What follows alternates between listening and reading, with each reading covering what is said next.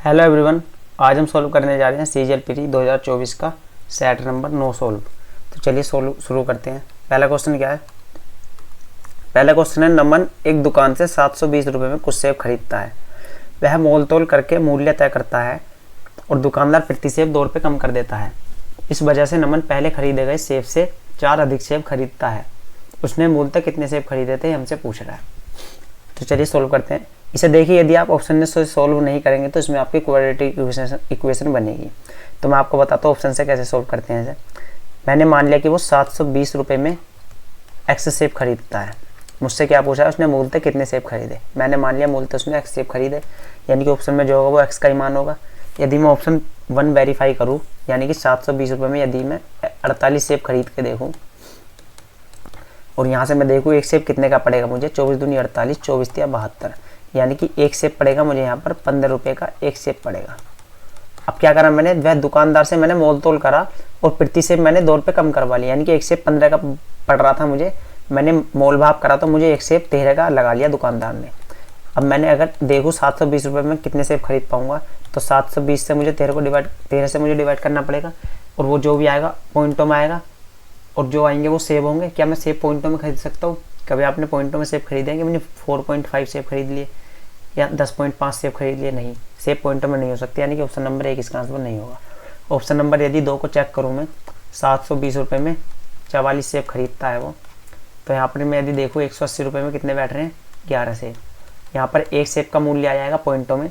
यदि मैं आगे सोल्व करूँगा तो इसे मैं वहाँ पर देखूँगा मैं 720 में कितने सेब आ रहे हैं, वहाँ भी सेब पॉइंटों में आएंगे, यानी कि ये भी इसका आंसर नहीं होगा। ऑप्शन नंबर 3 को चेक करता हूँ। 720 रुपये में यदि मैंने 36 सेब खरीदे तो एक सेब कितने का पड़ा मुझे, सीधा सीधा दिख रहा है 20 रुपये का। 20 रुपये का मुझे एक सेब पड़ा। अब मैंने मोल तोल करा तो मुझे 2 रुपये कम कर लिए दुकानदार ने, यानी कि अब मुझे एक सेब पड़ रहा है 18 रुपये का। अब मैं देखता हूँ कि मुझे 720 में कितने सेब खरीदूंगा, यानी कि इसको 720 बना दूँ मैं तो इधर भी 40 से गुणा करनी पड़ेगी। 18 चौक 72, 720 रुपये में कितने सेब आ रहे हैं, 40 सेब। पहले कितने खरीद रहा था मैं, 720 में 36 सेब। अब कितने खरीद रहा हूँ, 40 सेब। कितने अधिक खरीद रहा हूँ, 4 सेब अधिक खरीद रहा हूँ। और सवाल में कह रहा है कि ऐसा करने पर मैं 4 सेब अधिक खरीद पाता हूँ, यानी कि कंडीशन सेटिस्फाई हो रही है, यानी कि ऑप्शन नंबर 3 इसका आंसर होगा। ऑप्शन नंबर 4 को चेक करेंगे तो उससे भी आंसर नहीं आएगा। मैं आपको एक बार चेक करके बता देता हूँ। यदि 720 रुपये में वो 40 सेब खरीदता तो एक सेब कितने का पड़ता उसे, 0 से 0 के 18 रुपये का एक सेब पड़ता उसे 18 रुपये का। अब क्या हुआ, एक सेब पर 2 रुपये कम हो गया, यानी कि एक सेब पड़ रहा है अब 16 रुपये का। तो मैं देखता हूँ 720 में कितने सेब खरीदूंगा, यानी कि 720 को मैं 16 से डिवाइड करके देख सकता हूँ कितने सेब आएंगे मेरे पास। 4 चौक 16, 4 से डिवाइड करूँगा 18 चौक 72, यानी कि यहाँ पर मेरे पास 45 सेब आ जाएंगे जब मुझे एक सेब लगा जा रहा है 16 रुपये का। तो 720 में मैं 45 सेब खरीद पाऊँगा। पहले खरीद रहा था मैं 40, अब खरीद रहा हूँ 45। यहाँ खरीद पा रहा हूँ मैं 5 अधिक। यदि सवाल में मुझे कहता 5 अधिक खरीद रहा है वो, तो मेरा ऑप्शन नंबर 4 इसका आंसर हो जाता। लेकिन यहाँ कह रहा है कि 4 से अधिक खरीदता है और वो ऐसा हो रहा है ऑप्शन नंबर 3 से, यानी कि ऑप्शन नंबर 3 इसका आंसर होगा। ऑप्शन नंबर 4 भी इसका आंसर नहीं होगा। उम्मीद करता हूँ ये आपको समझ में आया होगा। नेक्स्ट क्वेश्चन देखते हैं। नेक्स्ट है, टंकी को 3 पाइपों द्वारा अलग अलग समान प्रवाह दरों के साथ भरा जाता है। जबकि पहले 2 पाइप एक साथ काम कर रहे हैं, वे टंकी को उतने ही समय में भरते हैं जितना समय तीसरा पाइप अकेले से भरने में लेता है। दूसरा पाइप पहले पाइप की तुलना में टंकी को 5 घंटे जल्दी भर देता है, लेकिन तीसरा पाइप की तुलना में 4 घंटे धीमी गति से भरता है। पहले पाइप द्वारा टंकी को भरने के लिए कितना समय लगेगा, ये हमसे पूछ रहा है। तो देखिए 3 पाइपों की बात कर रहा है। मैंने मान लिया 3 पाइप है ए, दूसरा पाइप है बी, तीसरा पाइप है सी। आगे क्या कह रहा है, आगे कह रहा है जबकि पहले दो पाइप एक साथ काम कर रहे हैं, वे टंकी को उतने ही समय में भरते हैं जितना समय तीसरा पाइप अकेले से भरने में लेता है। यानी कि ए प्लस बी जितना समय ले रहे हैं, सी अकेला उतना ही समय ले रहा है, यानी कि सी ए प्लस बी के बराबर है। आगे क्या कह रहा है, दूसरा पाइप पहले पाइप की तुलना में टंकी को 5 घंटे जल्दी भरता है। दूसरा पाइप, यानी कि यदि बी एक्स लेता है समय, तो ए कितना लेगा, एक्स प्लस 5, यानी कि ए बी से 5 घंटे अधिक लेगा, जब तो बी ए से 5 घंटे जल्दी भर पाएगा। आगे कह रहा है लेकिन तीसरे पाइप की तुलना में 4 घंटे धीमी गति से भरता है। कौन सा, दूसरा पाइप, यानी कि दूसरा पाइप जो है वो सी से 4 घंटे अधिक ले रहा है। तो बी यदि एक्स ले रहा है तो तीसरा एक्स माइनस 4 घंटे का समय लेगा, जब तो बी इससे 4 घंटे अधिक का समय लेगा। ठीक है, यदि अब आपने टाइम एंड वर्क में एक कॉन्सेप्ट पढ़ा होगा, यदि ए प्लस बी किसी काम को एक्स दिन में कर रहा है और बी अकेला उस काम को x प्लस ए दिन में कर रहा है और ए अकेला उस काम को x प्लस बी दिन में कर रहा है, तो हम यहाँ से x का मान डायरेक्ट निकाल पाते हैं अंडर रूट ए बी कर। अब यहाँ पर देखिए वही वाली कंडीशन मैं बना सकता हूँ। यहाँ पर मेरे पास a प्लस बी है, यहाँ पर b है, यहाँ पर a है। a प्लस बी मेरे पास यदि x होता तो मैं इसको इस तरीके से सोल्व कर पाता। मेरे पास क्या है x माइनस 4, इसको मैं x बनाने के लिए इसमें क्या कर सकता हूँ 4 ऐड कर सकता हूँ। अब इसमें 4 ऐड कराए तो मुझको तीनों में 4 ऐड करना पड़ेगा जिससे कि मेरी कंडीशन गलत ना हो जो मुझे सवाल में दी हुई है। तो a कितना बन जाएगा x प्लस 9, b कितना बन जाएगा x प्लस 4, c कितना बन जाएगा जो कि a प्लस बी के बराबर है x। अब देखिए सवाल क्या होने गया, a प्लस बी x घंटे का समय ले रहा है, b अकेला x प्लस 4 का और a अकेला x प्लस 9 का। तो यहाँ से मैं x निकाल सकता हूँ कैसे, अंडर रूट 9 इंटू 4 करके कितना आ जाएगा x बराबर 6। मुझसे पूछा है पहले पाइप द्वारा टंकी को भरने में कितना समय लगेगा। पहला पाइप कौन सा है मेरा, पहला पाइप है a, कितना समय ले रहा है x प्लस 9, x कितना है मेरे पास 6 प्लस 9 यानी कि 15 घंटे का समय ले रहा है पहला पाइप, यानी कि ऑप्शन नंबर 4 इसका आंसर हो जाएगा। उम्मीद करता हूँ समझ में आया होगा। नेक्स्ट क्वेश्चन देखते हैं। नेक्स्ट है दो वृत्तों के केंद्र P और Q हैं जिनकी त्रिज्या क्रम से 7 सेंटीमीटर और 3 सेंटीमीटर हैं। यदि दोनों वृत्तों की प्रत्यक्ष उभयनिष्ठ स्पर्श रेखाएं PQ को A पर विस्तारित करती हैं तो A PQ को किस अनुपात में विभाजित करेगा, ये हमसे पूछ रहा है। देखिए दो सर्कल है मेरे पास, एक 7 सेंटीमीटर का एक 3 सेंटीमीटर का, तो मैंने एक बड़ा सर्कल बना लिया, एक मैंने बना लिया छोटा सर्कल। बड़े सर्कल का केंद्र दे रखा है मुझे P, छोटे का दे रखा है मुझे Q। बड़े की त्रिज्या दे रखी है मुझे 7, छोटे की दे रखी है मुझे 3। अब कह रहा है यदि वृत्तों की प्रत्यक्ष उभयनिष्ठ स्पर्श रेखा PQ को A पर विस्तारित करती है, PQ ये है, इसको A तक विस्तारित करा तो इसकी DCT यहाँ पर इससे मिल रही है, ये इस लाइन का मतलब है। तो हमसे पूछा A PQ को किस अनुपात में विभाजित करेगा। पहले तो देखिए यहाँ पर 90 डिग्री का एंगल बनेगा, ये सबको पता है। ये जो डायरेक्ट कॉमन टेंजेंट है यहाँ से होकर जाएगी और यहाँ पर 90 डिग्री का एंगल बनेगा। अब देखिए यहाँ पर ये दो 90 डिग्री का एंगल है एक ट्रायंगल में और ये एक कॉमन है इनका एंगल। तो यहाँ पर कौन सी कंडीशन बन जाएगी, सिमिलरिटी वाली, यानी कि यहाँ पर जो ट्रायंगल है सिमिलर होंगे। यहाँ पर 3 सिमिलर ट्रायंगल बनेंगे। अब देखिए यहाँ पर देखिए यदि मैं इस पॉइंट को K मान लूँ, इसको L मान लूँ, तो PK क्या है, बड़े त्रिभुज की भुजा जो कि है 7। तो यहाँ पर बड़े त्रिभुज की भुजा कौन सी है, यदि मैं इस वाली साइड में देखूँ PA, ये कितनी हो जाएगी 7 सिमिलरिटी से। यहाँ पर देखिए QL क्या है, छोटे त्रिभुज की भुजा, यहाँ पर छोटे त्रिभुज की भुजा कौन सी होगी, Q है, कितनी हो जाएगी ये 3। ये रेशियो है, सिर्फ ध्यान रखना, यानी कि 7:3 में होंगी। अब आप देखिए ये हमारी रेखा है PQ, इसको कोई पॉइंट यहाँ डिवाइड, यहाँ पर कोई पॉइंट इसको कट कर रहा है। तो कैसे कट कर रहा है, पहले तो ये बताइए। ये इसको एक्सटर्नली कट कर रहा है, यानी कि इंटरनली कट करता तो कहीं यहाँ करता। तो पहले तो इंटरनली वाले इसके ऑप्शन कट जाएंगे। ऑप्शन नंबर 2 भी कट गया, ऑप्शन नंबर 4 भी कट गया। अब आप देखिए यदि ये मेरी रेखा PQ होती और ये पॉइंट A होता जो यहाँ पर कट करता। अब मैं पूछता कि A PQ को किस अनुपात में कट कर रहा है, तो कैसे बताते आप, PA रेशियो QA में कर रहा है।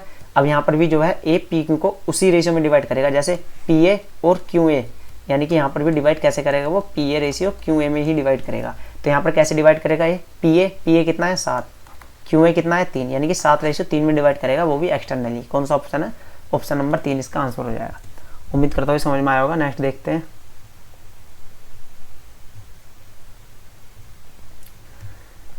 नेक्स्ट कह रहा है कि त्रिभुज ABC में यहाँ पर देखिए 1/2 है, इसके साथ इंग्लिश में सही दिया हुआ है। 1/2 of angle A plus angle B plus angle C बराबर 120 डिग्री दिया है। हमसे पूछा है एंगल A का 1/4 मान कितना होगा। देखिए यहाँ पर मैं 2 एलसीएम ले लेता हूँ तो कितना आ जाएगा, A plus 2B plus 2C बराबर 2 की उधर मल्टीप्लाई हो जाएगी 240। अब एक इक्वेशन और बना सकता हूँ मैं, जो मुझे पता है कि त्रिभुज के तीनों एंगल्स का सम कितना होता है 180 डिग्री, यानी कि A plus B plus C कितना हो जाएगा 180 डिग्री। अब देखिए मुझे A का मान निकालना है तो मैं डायरेक्ट A का ही मान निकालूंगा। मैं नीचे वाली इक्वेशन में 2 से मल्टीप्लाई करता हूँ, सब में 2 से मल्टीप्लाई हो जाएगी 180 कितना हो जाएगा 360। अब देखिए मैं नीचे वाली इक्वेशन में से ऊपर वाली इक्वेशन को घटाऊंगा तो कितना आ जाएगा, 2B से 2B कट जाएगा, 2C से 2C कट जाएगा। 360 में से 220 माइनस हो जाएगा, कितना बचेगा 120, 240 से माइनस हो जाएगा 120 बचेगा। अब यहाँ पर 2A में से A माइनस हो जाएगा तो कितना बचेगा A, इधर कितना बचा है 120। मुझसे पूछा है A का 1/4 मान, यानी कि A कितना है 120, इसका कितना बताना है मुझे 1/4, कितना आ जाएगा 30 डिग्री, यानी कि ऑप्शन नंबर 4 इसका आंसर होगा। नेक्स्ट देखते हैं। नेक्स्ट है सोहन 11% प्रतिवर्ष साधारण ब्याज की दर से 1,41,545 रुपये की राशि उधार लेता है। पहले वर्ष के अंत में वह उधार ली गई राशि की वापसी के लिए 25,490 रुपये चुकाता है। यदि सोहन दूसरे वर्ष के अंत में सभी लंबित बकाया चुका देता है, जिसमें पहले वर्ष के दौरान अर्जित ब्याज भुगतान भी शामिल है। देखिए इस लाइन का मतलब समझिए अच्छे तरीके से, जिसमें पहले वर्ष के दौरान अर्जित ब्याज भुगतान भी शामिल है। तो दूसरे वर्ष के अंत में उसने कितना भुगतान करा, यानी कि उसने 1,41,545 रुपये उधार लिए।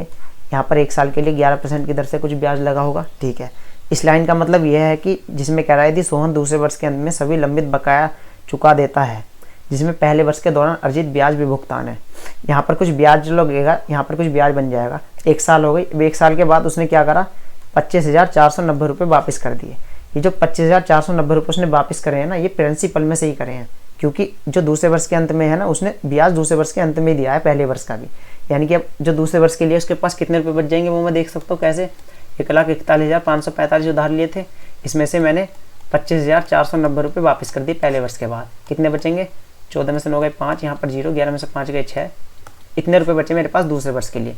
तो यहाँ पर दूसरे वर्ष इतने रुपए पर कुछ ब्याज बनेगा, वो भी 11% की दर से, यहाँ पर कुछ ब्याज बन जाएगा। अब मैं क्या कर सकता हूँ, देखिए दोनों पर 11% की दर से ब्याज लगाना है, मैंने दोनों का 11% कॉमन ले लिया और इन दोनों को ऐड करके मैं एक साथ इन दोनों का ब्याज निकाल सकता हूँ। देखिए कितना ब्याज बनेगा, 0, 5, 4, 9, 9 और 1, 10, यहाँ पर 6, 6, 1, 7, 4, 1, 5, 2, इस पर 11% के ब्याज निकाल सकता हूँ। परसेंट से 2 0 कट जाएंगी, कैसे निकलेगा, 6, 7, 6, 13 हासिल 1, 7, 5, 12, 12, 1 हासिल 13 हासिल 1, 5, 2, 7 और 1, 8 और यहाँ पर 2। कैसे करते हैं, 11 से मल्टीप्लाई मैंने कैसे करी, लास्ट डिजिट को ऐसे लिख दो, 6 लिख दिया मैंने, उसमें उससे अगली डिजिट ऐड करो, 7 और 6 13, 13 का 3 हासिल 1, उससे अगली डिजिट उसमें ऐड करो, 7, 5, 12, 12 और हासिल का 1 13, यहाँ पर फिर 3 हासिल का फिर 1, 5 और 2 7, हासिल 1 चल रहा था, 7 और 1 8, अब हासिल खत्म हो गया, एंड में क्या बचा है 2, 2 का 2 ऐसे उतार दिया मैंने। यानी कि कितना ब्याज बना दोनों साल का, 28,336। अब दूसरे साल के लिए मेरे पास कितने पैसे बच रहे हैं, 1,16,055 रुपये। अब इसमें मुझे 28,336 रुपये ऐड करके उसको वापस करने हैं, तो मेरा सारा ऋण चुकता हो जाएगा। कितने रुपए वापस करूंगा मैं देख लेता हूँ, 6, 5, 11, 5, 3, 8 और 1, 9, यहाँ पर 3, 8 से 14 का 4 हासिल 1, 2, 1, 3, 3 और 1, 4, यानी कि 1,44,391 रुपये में वापस कर दूंगा दूसरे वर्ष के अंत में, तो मेरा सारा ब्याज खत्म हो जाएगा, सारा मेरा कर्जा खत्म हो जाएगा। यानी कि ऑप्शन नंबर 1 इसका आंसर होगा। उम्मीद करता हूँ समझ में आया होगा। नेक्स्ट देखते हैं,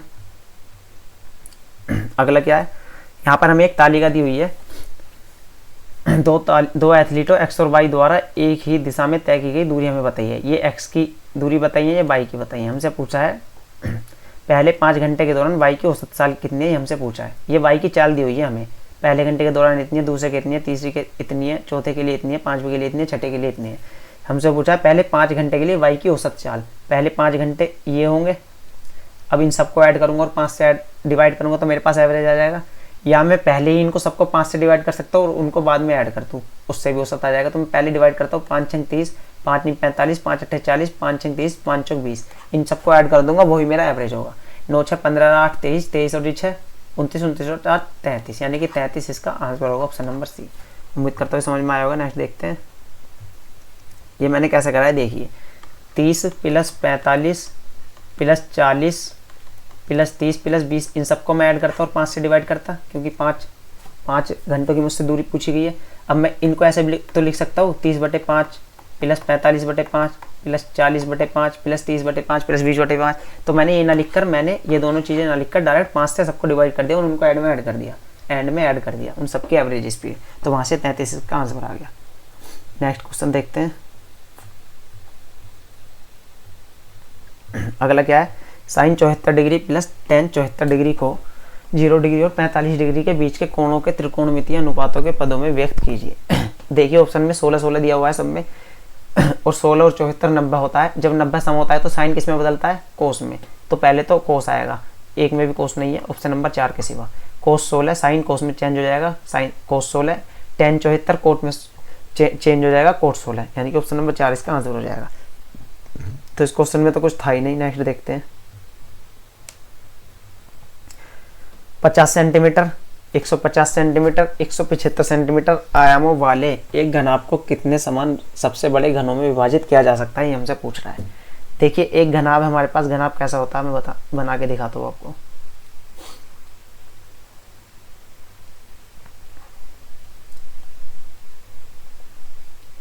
देखिए मेरे पास कोई घनाभ है, ये मेरे पास कोई घनाभ है। मुझसे कह रहा है एक घनाभ को कितने समान सबसे बड़े घनों में विभाजित किया जा सकता है। घनाभ में क्या होती है, लंबाई, चौड़ाई और ऊंचाई, जिसमें तीनों ये चीजें अलग अलग होती हैं। एक होता है मेरे पास घन। घन कैसा होता है, यदि मैं स्क्वायर के ऊपर स्क्वायर रखता हुआ चला जाऊँ तो मेरे पास घन बन जाएगा। ये मेरे पास है घन, इसमें लंबाई, चौड़ाई और ऊंचाई बराबर होती है। पूछ रहा है ऐसे एक घनाभ से जिसकी हमें लंबाई, चौड़ाई और ऊंचाई दे रखी है, इसमें कितने ऐसे घन रखे जा सकते हैं, कितने ऐसे घनों में विभाजित किया जा सकता है, ये हमसे पूछ रहा है। तो यदि मैं इसमें देखूँ, यदि मैं इसमें एक घन को रखूँ, यदि मैंने इसमें एक घन रख दिया, ये अब ऐसे ऐसे मुझसे पूछा इसमें कितने घन रखने हैं, तो उसके लिए मुझे पहले घन देखना होगा। सबसे बड़ी भुजा कौन सा घन है जिसमें कि ये सारे घनों से फिक्स हो जाए, तो उसके लिए मुझे इन सब का एचसीएफ लेना होगा। उससे मुझे पता चल जाएगी उस घन की भुजा कितनी है, और मैं ऐसे ऐसे कितने घन इसमें रख सकता हूँ। इन दोनों घनों का मैं आयतन बराबर कर दूँ और ऐसे ऐसे एक्स घनों को मैं इसमें रख सकता हूँ। देखिए इनका एचसीएफ लूंगा तो कितना आएगा, यहाँ डिफरेंस कितना है, यहाँ है 100 का डिफरेंस, यहाँ है 75 का डिफरेंस, इनका डिफरेंस है 25। यदि मैं देखूँ 25 इनका सबका एचसीएफ है, यानी कि इस जो घनाभ की लंबाई, चौड़ाई, ऊंचाई है, यानी कि साइड कितनी आ जाएगी 25। अब मैं इन दोनों का वॉल्यूम इक्वल करूँ, यदि 50 × 150 × 175, ये हो गया क्यूबॉइड का वॉल्यूम। लंबाई गुणा चौड़ाई गुणा ऊंचाई। अब बराबर कर रहा हूँ मैं क्यूब के वॉल्यूम से, लंबाई गुणा चौड़ाई गुणा ऊंचाई। अब ऐसे ऐसे एक्स क्यूब में इसमें रख सकता हूँ। देखिए यदि मैंने एक रख दिया यहाँ पर, फिर मैं दूसरा भी रखूंगा, तीसरा भी, चौथा भी, पांचवा भी, छठा भी, मुझे पता नहीं कितने रखे जाएंगे। मैंने मान लिया ऐसे ऐसे एक्स क्यूब इसमें रखे जाएंगे। इन दोनों को इक्वल करना है सिर्फ, क्योंकि इसके आयतन से मैंने इसके आयतन को इक्वल कर दिया और ऐसे ऐसे एक्स रखने हैं मुझे। ऐसे मुझे यहाँ से एक्स की वैल्यू पता चल जाएगी मुझे कितने घन इसमें रखने हैं। देखिए इसको मैं डिवाइड सोल्व करता हूँ। 25 दूनी 50, 25 छिक्का 150 और 25 सत्ते 175, 7 छिक 42 दूनी 84, यानी कि ऐसे ऐसे यहाँ से एक्स का मान 84 आ गया। ऐसे ऐसे 84 घन इसमें रखे जा सकते हैं, यानी कि ऑप्शन नंबर 2 इसका आंसर होगा। उम्मीद करता हूँ समझ में आया होगा। अगला क्वेश्चन देखते हैं। अगला क्या है, ये एक तालिका दी हुई है हमें, हमसे पूछा दी गई तालिका में 4 वर्षों में 5 खेतों द्वारा उत्पादित केलों की संख्या दिखाई गई है। वर्ष 2022 में खेत एम द्वारा उत्पादित केलों के दर्जन का खेत पी द्वारा उत्पादित केले के दर्जन के अनुपात से अनुपात बताना है हमें। 2022 कहाँ है, यहाँ पर 2022 में किसका लेना है, एम का। एम कौन सा है, ये कितनी है इसकी संख्या 17,652। किससे बताना है इसका अनुपात, खेत पी से 2022 में। खेत पी कहाँ है, यहाँ पर, यानी कि इसका और इसका हमें सिर्फ यहाँ पर रेशियो बताना है। तो इसको सोल्व कर लेते हैं। देखिए मुझे दिख रहा है 4 से कटेगा, क्योंकि यानी कि डिजिट दोनों की 4 से कट रही है। 4 चौक 16, 4 चौक 16, 4 एकम 4, 4 तिया 12। 4 से इसको डिवाइड करता हूँ, 4 चौक 16, 4 एकम 4, 0, 4 एकम 4। अब देखिए ये 3 से डिवाइड होगा, क्योंकि यहाँ पर 4 4 8 1 9, इसका भी सम ऑफ डिजिट 3 से कट रहा है और इसका भी। 3 से डिवाइड करता हूँ, 3 एकम 3, 1 बचेगा 14, 3 चौक 12, 2 बचेगा, 3 7 21, 3 एकम 3। इसे 3 एकम 3, 2 बच 1 बच गया, 11 हो गया, 3 तिया 9, यहाँ पर 2 बच गया, 3 6 18, 3 7 21, यानी कि इसका रेशियो होगा। कौन सा ऑप्शन होगा, ऑप्शन नंबर 1 इसका आंसर हो जाएगा। अगला क्वेश्चन देखते हैं।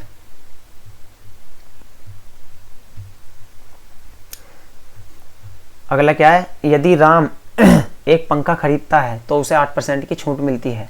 हालांकि यदि वह 3 पंखे खरीदता है तो उसे पहले पर 6% की, दूसरे पर 10% की और तीसरे पर 12% की छूट मिलती है। यदि राम द्वारा 3 पंखों के लिए 6800 रुपये का भुगतान किया गया है तो प्रत्येक पंखे का अंकित मूल्य क्या है, ये मुझसे पूछ रहा है। मैंने मान लिया प्रत्येक पंखे का अंकित मूल्य कितना है, 100 रुपीज़ है प्रत्येक पंखे का अंकित मूल्य। ऐसे ऐसे मैंने 3 पंखे खरीदे हैं, तो पहले पंखे को मैं खरीद रहा हूँ कैसे खरीद रहा हूँ, पहले पंखे को 6% की छूट पर खरीद रहा हूँ, तो कितने में मिलेगा मुझे, 94 में। दूसरे को कितने पर खरीद रहा हूँ, 10% की छूट पर, कितने पर मिलेगा मुझे, 90 में। तीसरे को 12% की छूट पर खरीद रहा हूँ, कितने में मिलेगा मुझे, 88 रुपये में। क्योंकि मैंने प्रत्येक पंखे की एमपी 100 मानी है, इसलिए पहला 94 में, दूसरा 90 में, तीसरा 88 में मिलेगा। यहाँ पर ये मत कर देना कि पहले पर 6% की छूट लगा ली तो 90, अब इस पर 10% की छूट मिलेगी तो 9.4 की छूट मिल जाएगी। यहाँ पर ऐसा नहीं करा है मैंने, यहाँ पर जो है प्रत्येक पंखे का अंकित मूल्य ही 100 रुपये माना है। तो पहले पंखे का 6% की छूट दी 94, दूसरे पंखे का भी अंकित मूल्य 100 है, उस पर 10% की छूट दी 90, तीसरे पंखे का भी अंकित मूल्य 100 है, उस पर 12% की छूट दी 88 रुपये। राम द्वारा 3 पंखों के लिए इतने रुपये का भुगतान किया। हम कितने का कर रहे हैं, एक के लिए 94, एक के लिए 90, एक के लिए 88, तीनों का मिलाकर देख लूँ मैं कितने का कर रहा हूँ। तीनों को यहाँ पर ऐड करूँगा तो 8 और 4 12, हासिल एक 9 27, 272 रुपये में यहाँ पर पे कर रहा हूँ। सवाल में कितने पे कर रहा हूँ, 6800, यानी कि 272 और 6800 का मैं यहाँ पर कंपैरिजन कर सकता हूँ।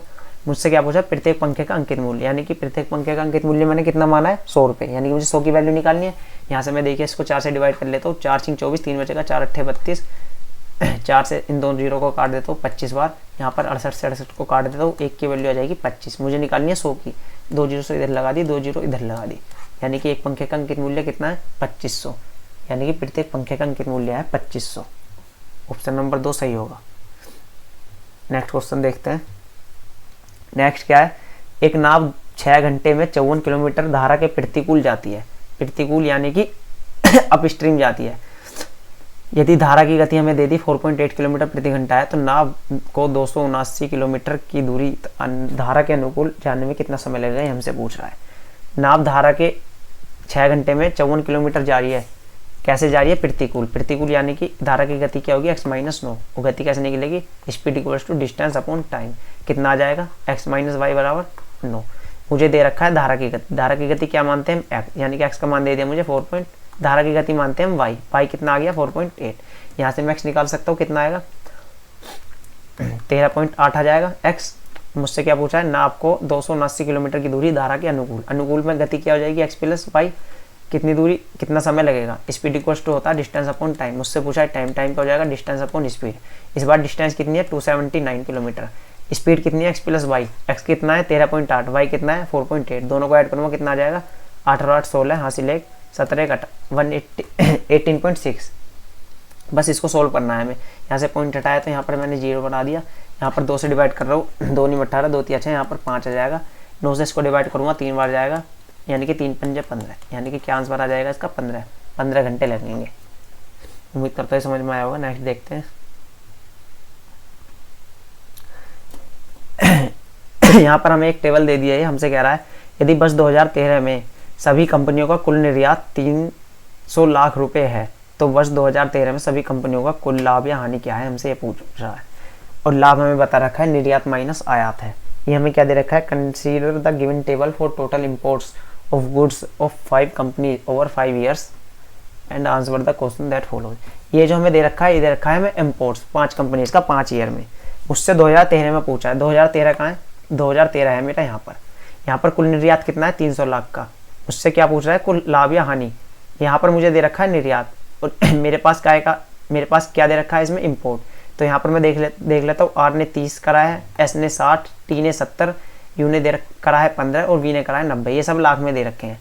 तो मैं यहाँ से टोटल 2013 में इम्पोर्ट देख लेता हूँ कितना है यहाँ पर 30 प्लस 60 90, 90 और 70 160 और 90 160 और 15 कितना हो जाएगा 175, और इसमें 90 और ऐड करेंगे कितना हो जाएगा 716 265। टोटल मेरे पास 2013 में कुल निर्यात कितना है 300 लाख। मुझे लाभ बता रखा है, लाभ कितना है, लाभ कैसे निकलेगा, निर्यात माइनस आयात, ये मुझे सवाल में बताया हुआ है। निर्यात कितना है मेरा, सवाल में दे रखा है मुझे 300 लाख का निर्यात है। आयात कितना आया मेरा 2013 में 265, तो कितना बचा 35, यानी कि 35 लाख का उसे क्या है लाभ, 35 लाख का लाभ है, यानी कि ऑप्शन नंबर 2 इसका आंसर होगा। अगला क्वेश्चन देखते हैं। इसको हमें सोल्व करना है, हमें बता रखा है a बराबर 1 है, तो बस इसमें a का मान रखना है। a का मान रखूँगा कितना हो जाएगा 3 प्लस 3 यानी कि 6, तो जो भी मल्टीपल होगा पहले तो 6 का मल्टीपल होगा, और ऐसा एक ही ऑप्शन नंबर 4 ये इसका आंसर हो जाएगा। इसे सोल्व कर लेते हैं आगे। यहाँ पर 1 रखूँगा 9 बन जाएगा, यहाँ पर माइनस का 9 प्लस ये भी 9 बन जाएगा, 9 से 9 कट जाएगा, 9 छिक्का 54 इसका आंसर होगा। तो इसमें भी कुछ नहीं था। अगला क्वेश्चन देखते हैं। यहाँ पर क्या दे रखा है, सलोनी की मासिक आय के विभिन्न मदों पर व्यय का प्रतिशत वितरण निम्नलिखित तालिका में दिया गया है। तालिका के ध्यानपूर्वक अध्ययन कीजिए और नीचे दिए गए प्रश्न का उत्तर दीजिए। यदि सलोनी की मासिक आय 75,000 है, तो वह किराए और शिक्षा पर कितना धन खर्च करती है।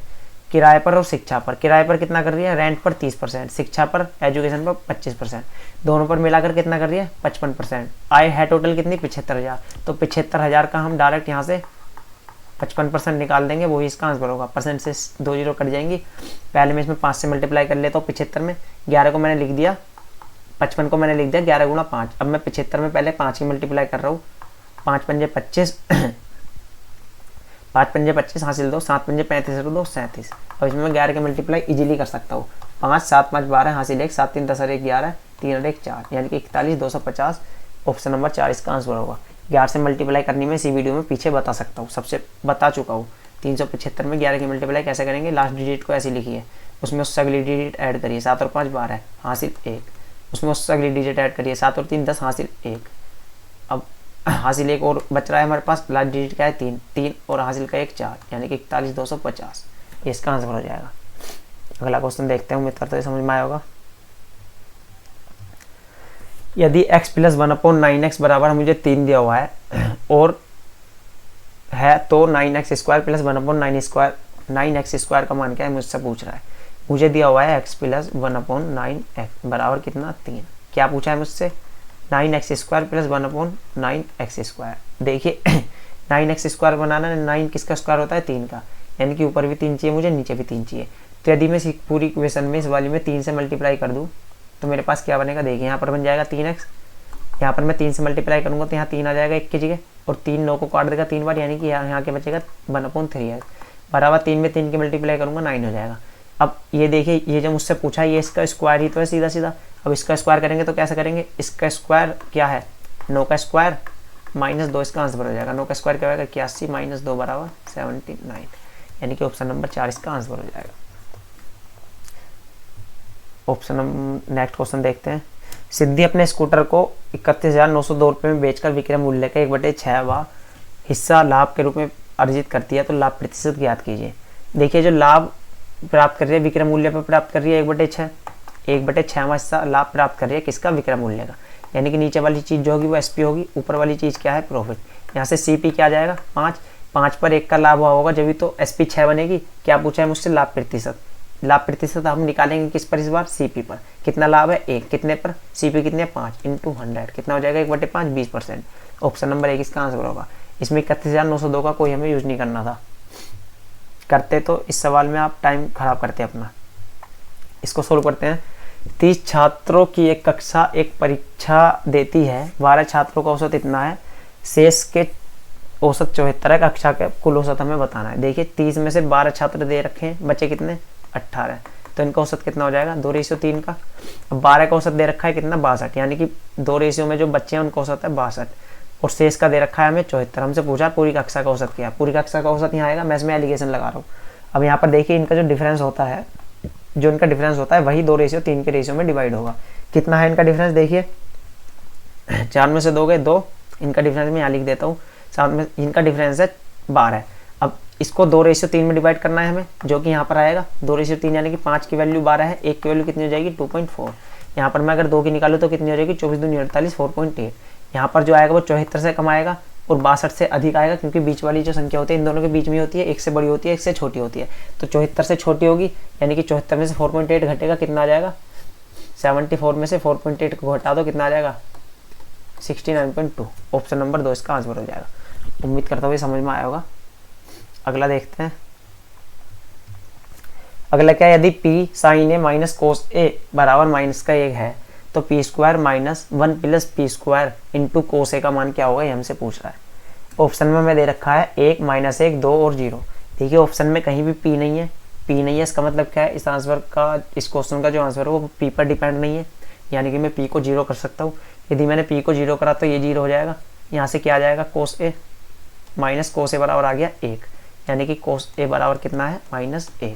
ठीक, अब इसको सोल्व करते हैं तो p मैंने 0 कर दिया, ये भी 0 हो गया, ये भी 0 हो गया, क्या बचा मेरे पास माइनस का 1 इंटू कोस ए, माइनस का 1, कोस ए कितना है वो भी माइनस का 1 है, -1 इंटू -1 कितना हो जाएगा प्लस का 1, यानी कि ऑप्शन नंबर 1 इसका आंसर होगा। ऐसा आप इसको सोल्व कर सकते थे।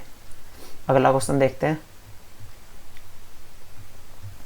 अगला क्या है, ये हमें दो संख्या दी हुई है 1.21 और 0.09 का मध्यानुपाती तथा 0.16 और 0.36 के मध्यानुपाती का अनुपात हमें बताना है। तो मध्यानुपाती क्या होता है, मध्यानुपाती होता है √AB, जो ये दिया हुआ है इन दोनों को मुझे √ लेना है सिर्फ। कैसे करेंगे, देखिए 1.21 इंटू 0.09 बटे 0.16 इंटू 0.36, दोनों का रेशियो, दोनों का √ लेना है, मैंने एक साथ ही दोनों पर √ लगा दिया। 2 पॉइंट ऊपर से नीचे वाले दो पॉइंट हट गए, यहाँ पर देखिए 9 चौक 36 हो गया, ऊपर क्या बचा 121 √ में, नीचे √ में 1600 का 64, 121 का √ आ गया 11 बार, 64 का √ आ गया 8 बार, यानी कि ऑप्शन नंबर 1 इसका आंसर होगा। देखिए यदि आपको मध्यानुपाती का नहीं भी पता कि √A भी होता है तो आप कैसे निकाल सकते हैं। यदि मेरे पास 2 संख्या दी हुई है मध्यानुपाती में AB, ए भी मेरे पास 2 संख्या दी हुई है किसी रेशियो में, मुझसे पूछा इनका मध्यानुपाती बताइए। मध्य है यानी कि बीच में आएगा, मैंने मान लिया इनका मध्यानुपाती क्या है K। अब जब संख्या मध्यानुपाती पूछा है। ये संख्या जब पूछता है हमसे संख्या समानुपात में होती है, और समानुपात में होने के लिए जो कंडीशन होती है वो होती है कि पहले दो का अनुपात बाद के दो के अनुपात के बराबर होगा। पहले दो का अनुपात पहले दो कौन है, ए और के, बाद के दो कौन है, के और बी। इन दोनों पहले दो का अनुपात मैंने बाद के दो के अनुपात के बराबर कर दिया, तो यहाँ से के कितना आएगा, के स्क्वायर बराबर आएगा ए बी, और के कितना आ जाएगा, अंडर रूट ए बी। तो यहीं से निकल के आया है कि मध्यानुपाती अंडर रूट ए बी होता है। ऐसे आप थर्ड प्रोपोर्शनल भी निकाल सकते हैं, मीन फोर्थ प्रोपोर्शनल भी निकाल सकते हैं। वो इसी तरीके से निकलते हैं कि जब संख्या समानुपात में होती है तो पहले दो का अनुपात बाद के दो के अनुपात के बराबर होता है। उम्मीद करता हूँ समझ में आया होगा। अगला क्वेश्चन देखते हैं। अगला है स्टार को सबसे छोटे अंक से प्रतिस्थापित कीजिए ताकि ये संख्या 6 से विभाज्य हो जाए। 6 से विभाज्य होने का मतलब है 3 और 2 से विभाज्य। अब देखिए 2 से तो विभाज्य होगी, एंड में इवन नंबर दिया है।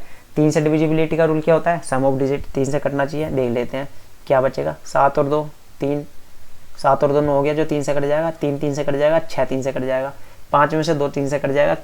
क्या बचा मेरे पास, 5 प्लस स्टार। 5 में सबसे छोटी संख्या क्या जोड़ूं मैं, ऑप्शन में देखिए सबसे छोटी क्या है, ए। यदि मैं 1 जोड़ूं तो 6 बन जाएगा, 3 से कट जाएगा, हाँ, यानी कि यही इसका आंसर होगा। और संख्या तो इससे बड़ी है, जोड़ के कटेगा भी तो हमसे सबसे छोटी संख्या पूछे ये रहा, तो ऑप्शन नंबर 4 इसका आंसर हो जाएगा। अगला क्वेश्चन देखते हैं।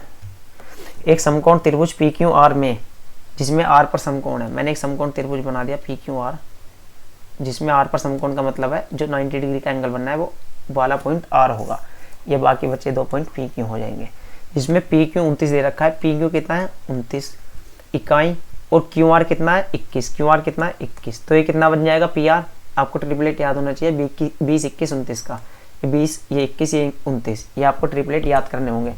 तो पी क्यू आर बराबर दे रखा है मुझे, पी क्यू आर वाला एंगल दे रखा है मुझे कितना, थीटा।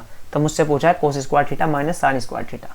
अब आप देखिए cos square theta, cos theta क्या आएगा यहाँ से, आधार बटे कर्ण, आधार कितना है 21, कर्ण कितना है 29, यानी कि 21 का स्क्वायर 441 बटे 29 का square 841, minus sine square theta लंब बटे कर्ण, लंब कितना है 20, 20 का स्क्वायर 400 बटे 29 का स्क्वायर 841। इसे सोल्व करूंगा, एलसीएम लूंगा 841, ऊपर बचेगा 441 माइनस 400 यानी कि 41। क्या आंसर आ जाएगा 41 बटे 841। ऑप्शन नंबर 4 इसका आंसर होगा। नेक्स्ट क्वेश्चन देखते हैं। अगला है ट्रायंगल एल एम एन में एंगल एल बराबर 118 डिग्री है। एक मेरे को ट्रायंगल दे रखा है एल एम एन, ये वाला पॉइंट एल एम एन, और एंगल एल भी दे दिया मुझे कितना 118 डिग्री, और मुझे आगे बता रखा है रेखा जो एल एम है यानी कि ये वाली रेखा एल एन के बराबर है, इसके बराबर है। तो आपको ट्रायंगल में पता होना चाहिए कि यदि दो आमने सामने की भुजाएं बराबर हैं तो उनके एंगल भी बराबर होंगे। सबसे बड़ी भुजा के सामने सबसे बड़ा कोण होगा, सबसे छोटी भुजा के सामने सबसे छोटा कोण होगा। यदि ये दोनों भुजाएं बराबर हैं तो ये दोनों एंगल भी बराबर होंगे। तीनों एंगल का सम कितना होता है 180 डिग्री। एक मुझे पता चल गया 118 है, बाकी बचे 2 बराबर हैं, तो मैं पहले देख लेता हूँ बाकी 2 हैं कितने। 180 में से 118 घटा दूंगा, कितना बचेगा 62, 62 यानी कि ये बराबर होंगे, कितने होंगे 31, 31। क्या पूछ रहा है मुझसे, एंगल एन पूछ रहा है, एन कितना होगा 31, एम पूछता वो भी 31 हो जाता। ऑप्शन नंबर 2 इसका आंसर होगा। अगला क्वेश्चन देखते हैं। अगला क्या है, एक महिला अपने आय का 2/3 खर्च करती है। अपनी आय का 2/3 खर्च कर रही है, यानी कि यदि नीचे वाली उसकी आय होगी और ऊपर वाला खर्च होगा। यदि 2/3 सेव करती है तो नीचे वाली आय हो जाती है, ऊपर वाली सेव होगी। नीचे वाली जो चीज़ होती है वो मेन वैल्यू होती है जिसकी बात हो रही होती है। यहाँ पर आय की बात हो रही है तो यहाँ पर नीचे वाली चीज़ क्या हो जाएगी, फ्रैक्शन में जब बात होती है नीचे वाली चीज़ हो जाएगी यहाँ पर आय। अब 3 में से 2 खर्च करती है, यहाँ पर मैं एक्सपेंडिचर लिख लेता हूँ, यहाँ पर मैं सेविंग। इन दोनों का रेशियो अगर मैं लिखूँ, एक्सपेंडिचर 3 में से 2 है तो सेविंग कितनी बची 1। आगे कह रहा है यदि उसकी आय में 18% बढ़ जाती है और खर्च 24% बढ़ जाता है तो उसकी बचत में कितने परसेंट की वृद्धि होगी। ऐसा क्वेश्चन मैं आपको पहले भी एक करा चुका हूँ। ऐसे क्वेश्चन को करने का सबसे बढ़िया तरीका एलिगेशन ही है। आप देखिए उसकी आय में 18% की वृद्धि हो रही है। पहली बात तो इनकम बराबर क्या होता है, एक्सपेंडिचर प्लस सेविंग। इन दो चीज़ों को मिला रहे हैं तो इनकम बन रही है, यानी कि यहाँ पर एलिगेशन लग सकता है। यहाँ पर मैंने इसलिए रेशियो एक्सपेंडिचर और सेविंग का ही लिखा है क्योंकि इन दोनों को मिलाकर इनकम बनती है। तो जो चीज़ मिलाकर बनती है उसे बीच में रखते हैं, कितने परसेंट की वृद्धि हो रही है इसमें, 18% की वृद्धि। कमी होती है तो यहाँ पर माइनस के 18% लिखते हैं। अब आगे देखिए खर्च में कितने की वृद्धि हो रही है, 24% की। खर्च की दर है मेरा इतना, कितना लिख दूँ मैं यहाँ पर 24%। अब 24 में से 18 घटेगा, यहाँ पर कितना आ जाएगा 6। अब यहाँ पर जो रेशियो होता है वो यही होता है जो यहाँ पर रेशियो होता है। अब यहाँ पर देखिए यदि 2 रेशियो 1 आएगा तो 1 की जगह 6 है तो 2 की जगह कितना हो जाएगा 12। अब यहाँ पर 24 से छोटा है 18 है तो यहाँ जो आएगा वो 18 से छोटा आएगा क्योंकि बीच वाली संख्या जो है वो इन दोनों के बीच में होनी चाहिए। 24 से छोटा है 18, तो यहाँ पर जो संख्या आएगी वो 18 से छोटी आएगी, तो 18 में से 12 कट जाएगा, कितना आ जाएगा 6, यानी कि 6% की वृद्धि होगी सेविंग में। ऑप्शन नंबर 1 इसका आंसर हो जाएगा। तो इस तरीके के क्वेश्चन को आप हमेशा एलिगेशन से सोल्व करें, आपका समय भी कम लगेगा और आप इजीली सोल्व कर पाएंगे। अगला क्वेश्चन क्या है, त्रिभुज ABC में दो माध्यिकाएं AD और BE। एक त्रिभुज बना लेता हूं मैं, ये मैंने एक ट्रायंगल बना लिया ABC। क्या कर रहा है इसमें, दो माध्यिकाएं AD और BE, यानी कि एक माध्यिका तो AD है, एक माध्यिका कौन सी है BE समकोण पर G पर प्रतिच्छेद करती है, यानी कि जो पॉइंट है ये G है और एक दूसरे को कैसा कर रही है 90 डिग्री के एंगल पर काट रही है एक दूसरे को। AD बराबर 12 है, AD कितना है पूरी है, AD 12 है, BE कितना है 9। अब आप देखिए ये माध्यिकाएं हैं और ये इनका पॉइंट है माध्यिकाओं का G, तो ये पॉइंट इन माध्यिकाओं को किस रेशियो में डिवाइड करता है ये आपको पता होना चाहिए। ये डिवाइड करता है इसको 2:1 में, ये भी इसको 2:1 में डिवाइड करेगा। तीसरी माध्यिका होती है वो भी 2:1 में डिवाइड करता। अब आप देखिए AD मुझे पूरा 12 दे रखा है और मुझे रेशियो पता है 2:1 में होंगी, यानी कि 2 और 1 3 टोटल है, और इसकी टोटल लंबाई कितनी दे रखी है 12, यानी कि 1 की वैल्यू कितनी हो जाएगी 4, यानी कि यहाँ से 2 की कितनी वैल्यू हो जाएगी 8, 2 की वैल्यू हो जाएगी 8। ऐसे इस वाले को देखो मैं, यदि BE की लंबाई दे रखी है मुझे 9 और रेशियो में मेरे पास कितनी है 2 और 1 3, 3 की वैल्यू 9 हो जाएगी, 1 की वैल्यू कितनी हो जाएगी 3, तो इस वाले 2 की वैल्यू कितनी हो जाएगी यहाँ से 6, यानी कि ये वाली वैल्यू आ गई 6, ये वाली आ गई 8, और यहाँ पर है 90 डिग्री का एंगल। तो मुझसे क्या पूछा है, तो AB की लंबाई पूछिए, AB की लंबाई मुझसे पूछे ये वाली। देखिए मुझे ये पता है 8, ये मुझे पता है 8, और ये 90 डिग्री का एंगल बनना है, तो यहाँ पर मैं पाइथागोरस प्रमेय लगा सकता हूँ। यहाँ पर 90 डिग्री के सामने कौन सी सबसे बड़ी भुजा होगी, और यहाँ पर देखिए आप ट्रिपलेट बन रहा है 6 8 10 का, यानी कि ये भुजा कौन सी हो जाएगी 10। तो आपको ट्रिपलेट याद होनी चाहिए, ट्रिपलेट का बहुत यूज है पूरे कंपटीशन के मैथ में।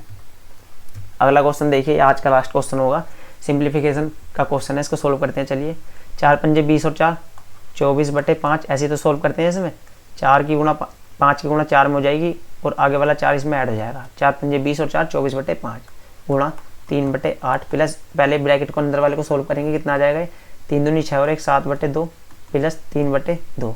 अब इनका एलसीएम लेंगे तो कितना आ जाएगा, यहाँ पर 2/3 है, इसका एलसीएम लेंगे कितना आ जाएगा नीचे 6 यानी कि 7 से 21 प्लस के 2 दूनी 4, कितना आ जाएगा 25/6। ब्रैकेट को सोल्व करूँ तो कितना आ रहा है मेरे पास 25/6 इंटू 4/5। इसको सोल्व कर लेते हैं, 8 तिया 24 यानी कि 3 तिया 9/5 प्लस यहाँ पर देखिए 5 पंजे 25, यहाँ पर 2 से काट दिया, 2 दूनी 4 2 तिया 6, क्या बना ऊपर 10/3। एलसीएम ले लेता हूँ मैं, 15 आ जाएगा, इधर 9 तिया 27 हो जाएगा प्लस 10 पंजे 50, कितना आ रहा है 77/15। कौन सा ऑप्शन है, ऑप्शन नंबर 20 का आंसर हो जाएगा।